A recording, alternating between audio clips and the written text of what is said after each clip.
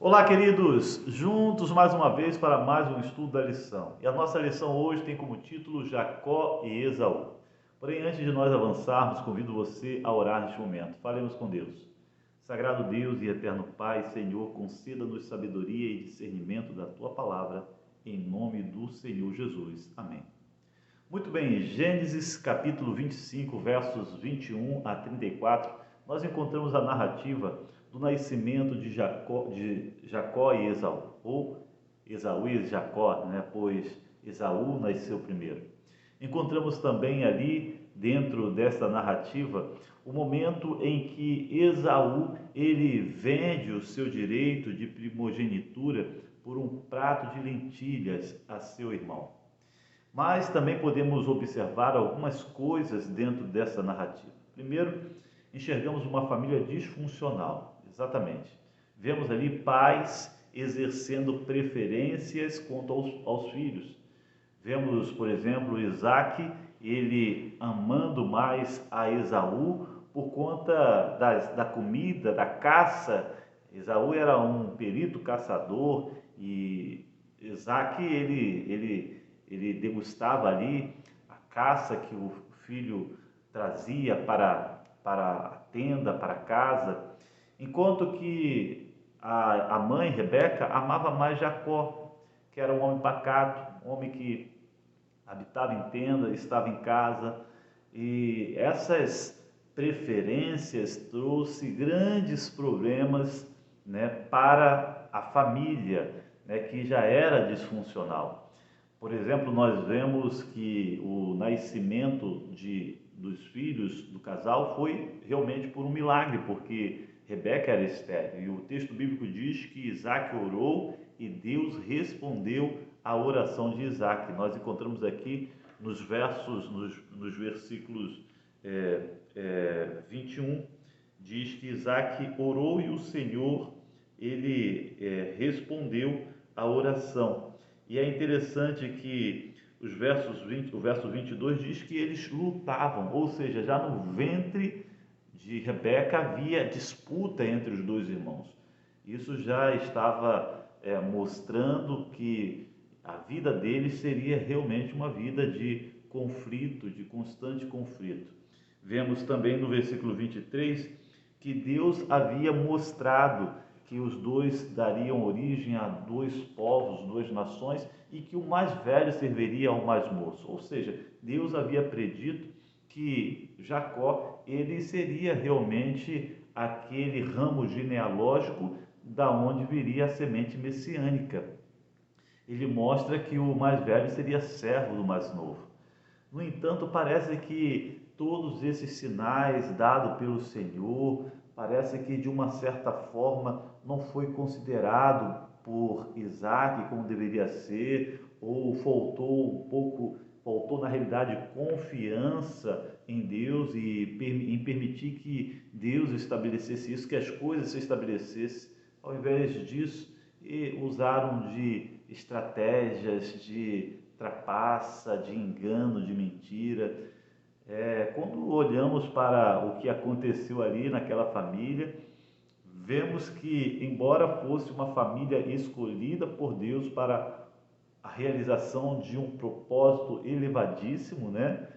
Eles não eram perfeitos, né, nem funcionais. Assim também podemos ver que Deus ele trabalha com aqueles que estão à sua disposição, independente de suas falhas, de seus erros. Deus ele trabalha na vida de cada um de nós e muitas das vezes, né, em meio às falhas e erros, nós sofremos e também aprendemos e crescemos, como foi ali na história dessa família, a família de Isaac. Chama a sua atenção para o fato das características, né? Enquanto Esaú era um homem perito, né?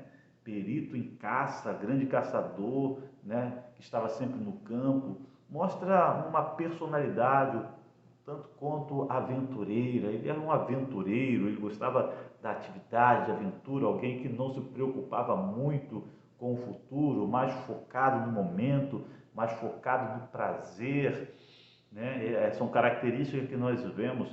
Interessante que, ao analisar o que está escrito lá em Hebreus capítulo 12, versos 16 e 17, ali o apóstolo Paulo diz que Esaú ele era uma pessoa, na realidade,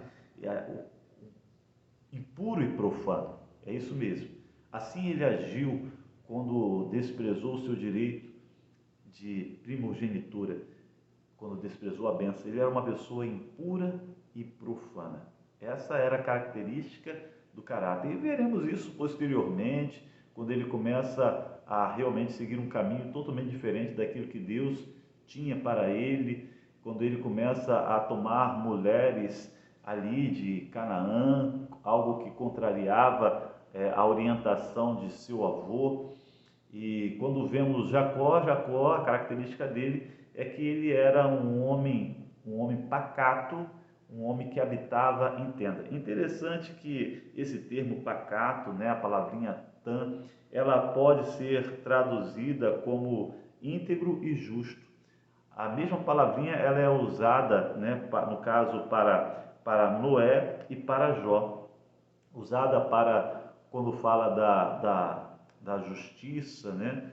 Da justiça de Noé, quando mostra Noé como um homem justo, é a mesma palavra tan e a mesma palavra para íntegro, né? Usada para Jó. Ou seja, vemos aqui características que são importantes quanto ao caráter ligadas a Jacó.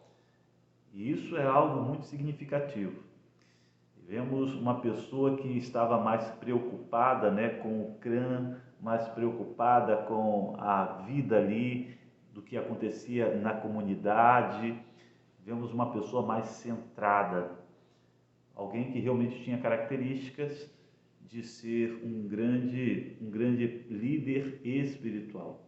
No entanto, instigado por sua mãe, nós sabemos o erro que Jacó cometeu.